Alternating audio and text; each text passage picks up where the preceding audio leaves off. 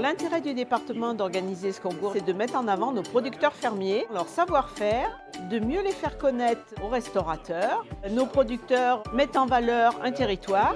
Alors, le concours s'adresse aux exploitants agricoles du territoire de la Loire. On reste sur des petites exploitations familiales. Les produits présentés sont fabriqués à la ferme. Cette année, nous avons 22 candidats. Je présente un dessert glacé, abricot framboise, donc avec des fruits produits sur mon exploitation, en bio. L'intérêt pour moi donc, de participer à ce concours, c'est de me permettre d'innover mes produits, de créer des choses, des goûts, des choses un peu différentes. Cette année, j'ai présenté mon Maxi Cookie. Donc c'est un cookie avec une pâte sablée au miel et c'est garni des pâtes à tartiner du rucher. C'est toujours bien de faire goûter à des professionnels aussi, surtout à des chefs étoilés. Avec mon conjoint, on a une exploitation de volailles et de brebis. Les produits de nos fermes doivent être mis en valeur, donc je dis pourquoi pas me lancer dans l'expérience. Tous les produits sont évalués selon différents critères. Le premier, c'est un critère de dégustation, donc sur le goût, la texture, la présentation. On a un deuxième critère qui est sur le critère innovant. Donc là, on va travailler sur l'originalité du produit, l'originalité de la présentation. Et le dernier critère, c'est un critère développement durable.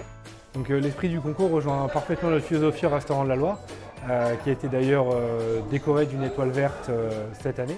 Notre gros axe d'approche, c'est notre potager qui fait 1,5 hectare, mais aussi le fait de travailler avec plein de producteurs locaux. Aujourd'hui, remettre en avant tout ce beau terroir ligérien, nous ça nous tenait à cœur. C'était tout naturellement que j'ai accepté d'être parrain de ce concours. 50% de la note est donnée par les collégiens et 50% par le jury professionnel. Le premier jour, on va dans un collège. Cette année, c'était le collège des Étines au Coteau. On a eu 20 collégiens qui ont donc dégusté l'ensemble des produits et qui les ont notés.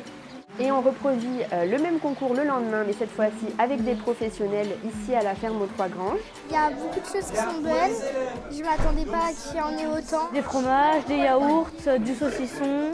J'adorais le miel, il était vraiment très bon. La glace, elle était bonne, elle portait bien le goût de l'acidité de la framboise et l'abricot aussi.